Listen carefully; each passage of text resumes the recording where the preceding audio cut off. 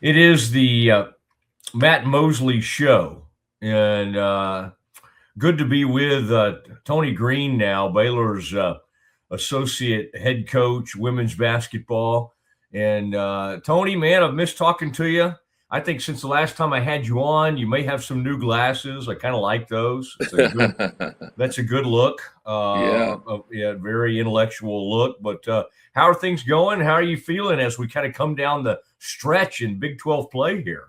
Uh, Feeling really well. It's that time of the season where, you know, every game is on the line for something. Everybody know what they're playing for. Everybody's jockeying for position in the national rankings and seeding for the conference tournament. So it's an exciting time of the year. Yeah, and here comes TCU. Tony, you have seen this thing from both ways. You know, you come in on this job, and it was a time when Baylor was dominating TCU. They've kind of had your number these last several games here. I guess they've got four in a row after going, many years in the wilderness. Right. What is it's like, how much do you even talk about that with your players? I guess they know, don't they? It's not like, Bugs and Bella, the ones that have been around for a good while, Jana. It's not like you have to remind them, hey, we've struggled against TCU, but like, how do you kind of keep from letting the rivalry and all that and just kind of keep the focus on it being, hey, we got to go win this game kind of thing? Well, TCU is a really good program. We really don't talk about um, the the games, in the past a lot. We just focus on one game at a time and focus on ourselves on how we can be better. Um, I think that that's been our approach, and we know we have to be better this go around than we were the first time we played them this year. Tony, the inevitable question becomes, with Olivia, how, Miles, what she did in that first game. I think I remember Nikki afterwards saying, "Well, I don't know if we maybe adjusted as quickly as we wanted to." Y'all have had success with almost trying to force players to be scorers. I would say that one obviously went the other direction. What do you? I know you don't want to give away your game plan, but Mhm. what do you? What's kind of the key this time around? And I guess would it be safe to say you might take a little bit of a different approach? I think that we're going to execute what we want to do a little bit better. I think we can mix up our coverages some. I think that I have to have them in a really good coverage to where we're comfortable executing it, and also we have to be consistent at communicating as well. So I feel very confident in this team, and I think defensively we'll be a lot better this second go around than we were the first go around.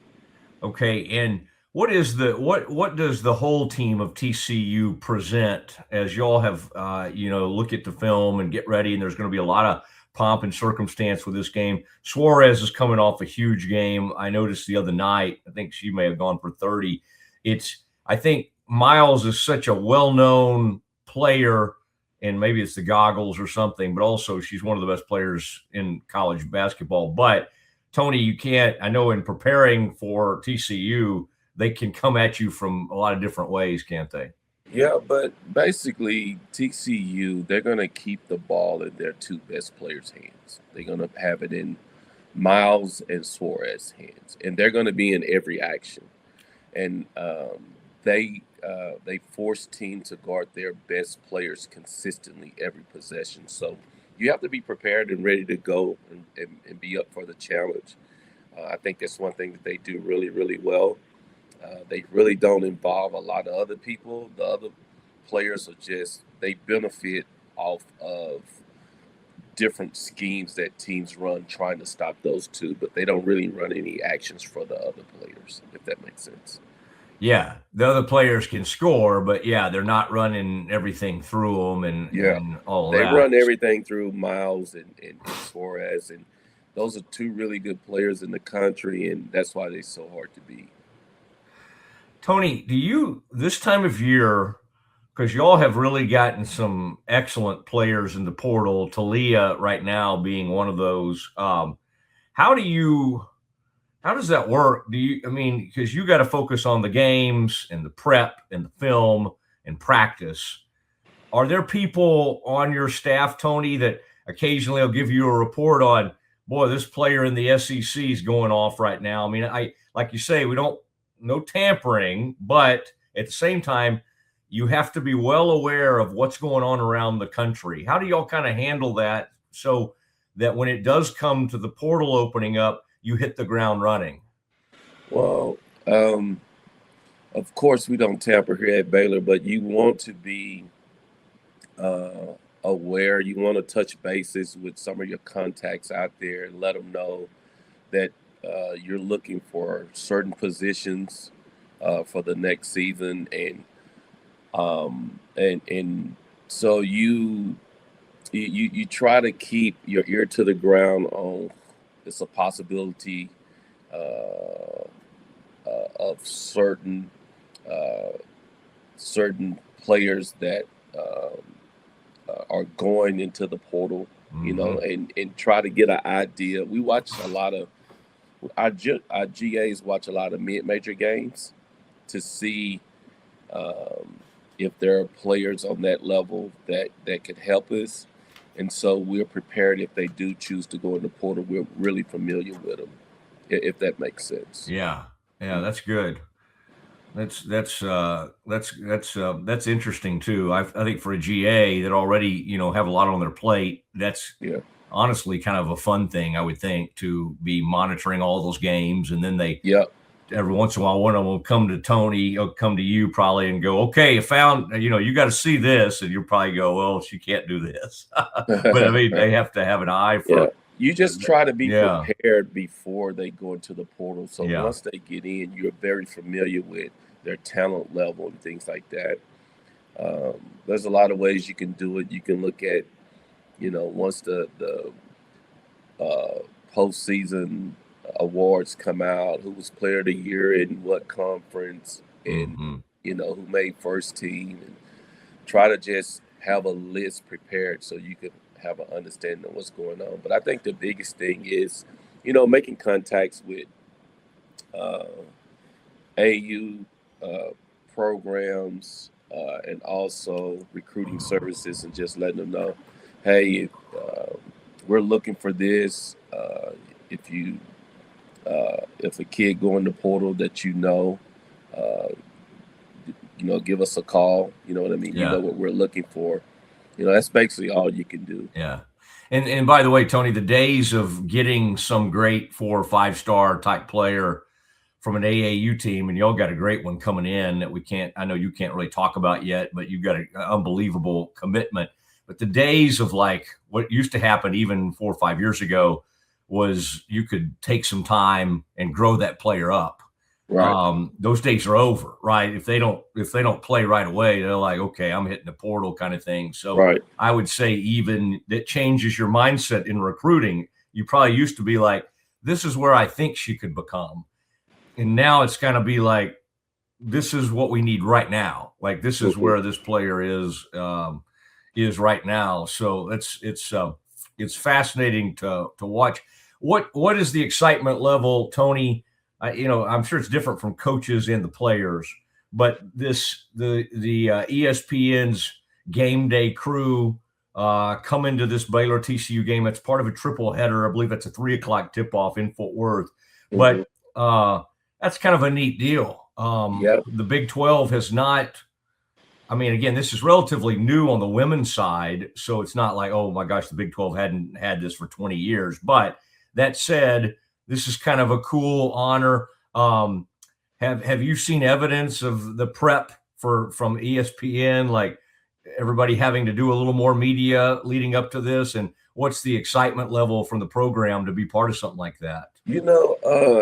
I can't really say about the prep like from the media. I think Nikki's always bogged down with a lot of media, throughout the week. especially this time of the season. But I can say this: I think our girls are excited.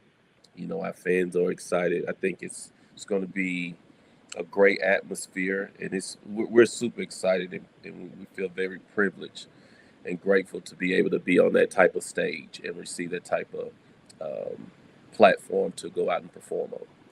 Tony, do you sense that over your years with the program that these players, especially last year or two, sometimes almost seem to, and again, this one recent game withstanding, but it does seem like they perform really well on the road. I think back on one of those games that y'all were down this year. It might have been Oklahoma State, and it was an amazing comeback. And honestly, that kind of seemed to flip the script this season after an opening Big 12 loss. Have you sensed that from your players and your team that something about the bonding that takes place, the hostile road crowd, that you have players that respond pretty well to that? I can just tell you my theory on that. I think sometimes you have teams that play better on the road because it's less distractions. They don't have to worry about their peers in the stands and everything that's going on at home. On the road, I think it's easier to keep a team focused because it's just your team out there by itself for a couple of days in the hotel, gearing up for a big game. I think it's easier to focus instead of being home and being in your natural routine, if that makes sense. So yeah, teams respond better on the road because of that. That's just my personal theory, but I do think this team plays better on the road. I think they play really well when their backs are up against the wall. mm-hmm. I think they play well when they're doubted. I think they play better when they're underdogs. Yeah. And so, I know they're excited to get another opportunity to go out and put Baylor on their chest and represent our institution well. I know we were highly disappointed in ourselves, but that's just a game, the life that we live, playing the game of basketball or playing in a competitive forum. You're going to have huge disappointments and you're going to have some huge celebrations. So we're ready to fight for Baylor and hopefully come out on top. Tony, I was excited to see Bella Fauntleroy bust out and have a big offensive game. And I know y'all, especially you, being such a defensive-minded coach, always appreciate the way she anchors your defense. But it appeared, at least to my eye, that over the last several weeks, at times she had kind of lost her confidence in her offensive game. How big for you guys is that when she can knock down shots and bring that offense? Because obviously she and Bugs have been doing it a long time and they've had great careers, but I would have to say, for whatever reason, Bella, it's been a very it's a roller coaster on the offensive end, and sometimes that affects the defense, as you well know. I don't know if that's the case with her really, because I think she's still very valuable to that on that end. What have you seen from her, and are you thinking or hoping that maybe what we saw that last time out, Arizona game, was maybe a little bit of a breakthrough for her? I think that we were super excited for Bella. I think that Bella has the ability to score the basketball. It really helps us when she does. It takes some pressure off of Talia, and it just makes us a little bit more dangerous offensively, and harder to defend. Of course, sometimes players let their offense affect their defense, but I think Bella's been doing a really good job this year of bringing what she's supposed to bring every night defensively for us. She's the anchor, she's the leader, she's the voice, she's the coach out there on the floor, and so I love it when she have both sides of the balls working for her out there. it's really neat to watch, you know. But the last game, I think she actually showed what she can do, and she's capable. But sometimes offensively, you know, it's just not your night. But I know she wants it really bad, and I know she wants to finish out her senior year the correct way. And we're behind her 100%.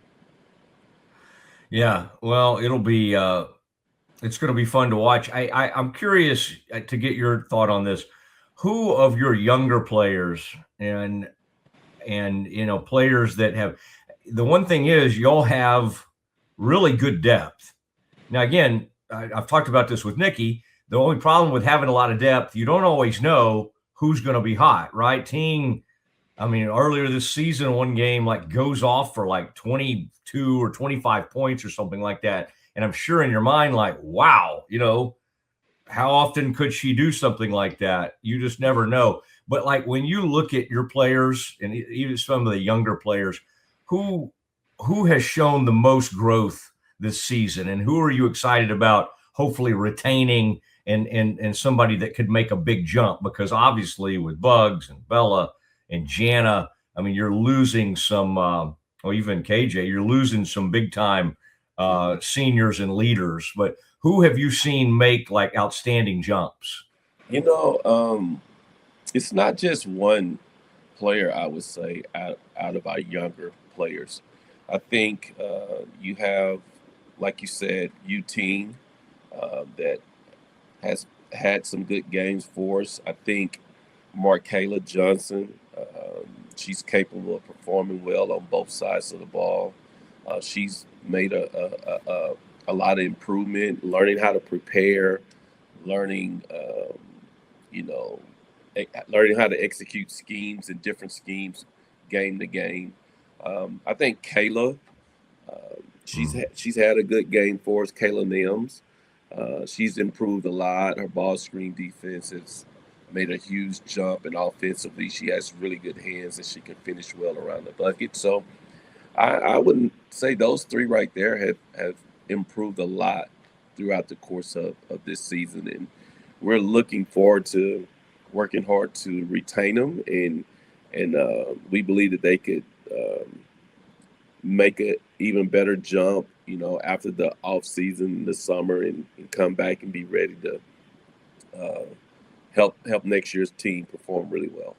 All right. Well, I've followed some of your recruiting, and that one player you got from maybe Arkansas, she's on a team with somebody from Louisiana, and I mean, I've kind of watched them play off each other, and so I know that surprises you, Tony, that I would actually be looking at film of AAU. But you know, that's what we do in sports. We're always kind of thinking, what's next? What's going to be? But you know, your mindset is this season. Let's get the most out of this team, and what an opportunity! What a huge opportunity on Saturday against the Frogs, and that's going to be fun.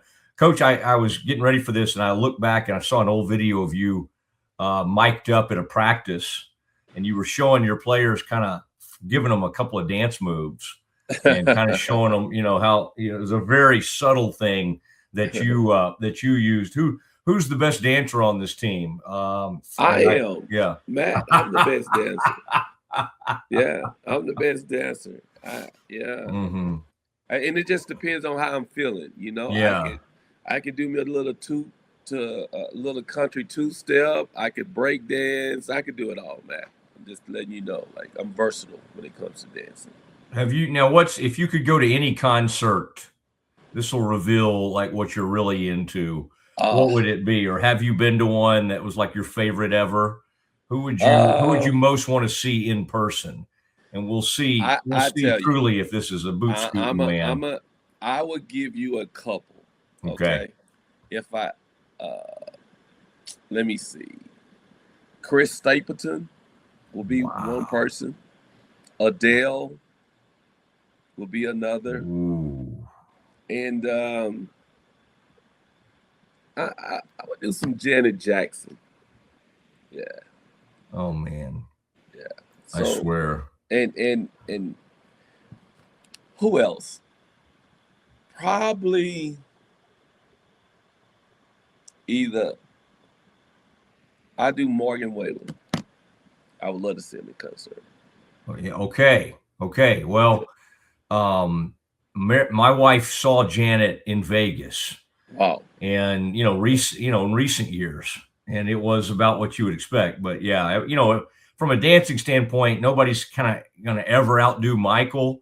But Right. dang it, Janet, I mean, Rhythm Nation and some of those dang moves. And then when I was a kid, and Tony, you're not much older than I am, but like whatever that video was, you remember when she had that slow jam. And I just remember, like, yeah, it was sort of game changing, Yeah, Janet. Yeah, yeah. I would say Janet, very, very, very talented, very attractive, and yes. I just love good music, Matt. Yeah, it doesn't really matter. By the way, Tony, at Baylor, I was literally had graduated. It was in law school at Baylor when they allowed dancing on campus. Oh, okay. And it was such a big moment that Hootie and the Blowfish, Darius Rucker, lead singer of that at the time, said, "Hey, we'll come do a free concert for you guys." Oh, and awesome. But Baylor couldn't quite go that far, Tony. That was a little too secular. And now at McLean, they have, I can't remember who's coming, but like there's some pretty big Jelly Roll. There you go. Yeah, that's one thing, Jelly. You won't ever see me with like a face tattoo. Jelly Roll. He's got some interesting stuff going. Tony, thanks for taking the time. And I always admire watching you because, you can just tell y'all are like co-head coaches. Nikki, I mean, there are times, man, you're running everything and then she'll kind of come in or whatever, but y'all do a great job. And I know y'all have a really trusting relationship, but I understand how valuable you are to this whole operation. So thank you for taking the time, and can't wait to watch the game. Yeah, appreciate you having me on, Matt, and I'm very blessed to have a head coach like Nikki. She, I think, looking back at her career, she appreciated certain head coaches that she worked for that gave her some key responsibility night in, night out. And I feel very honored that she think enough of me to give me the same opportunity. So yeah. She just needs to trust me, I know a lot of assistant coaches don't have the type of responsibility I have in the country. I feel very fortunate. Yeah. Well, the only thing I would argue is that she should let you in on one of those Central National Bank commercials. I mean, yes, if she really cares, you need to be featured in one of those. Yeah. And I know people over there, by the way, the bank executive. See at the bottom of my thing there, Central National Bank. Yeah, they're my primary sponsor too. So Tony, we'll get you involved in one of those because something tells me you've got pretty good range as an actor. I think I would be a great co-star to Nikki Collins. I think I'd be there he goes, Tony Greene, the Baylor's associate head coach, the Baylor women, on the Matt Mosley Show.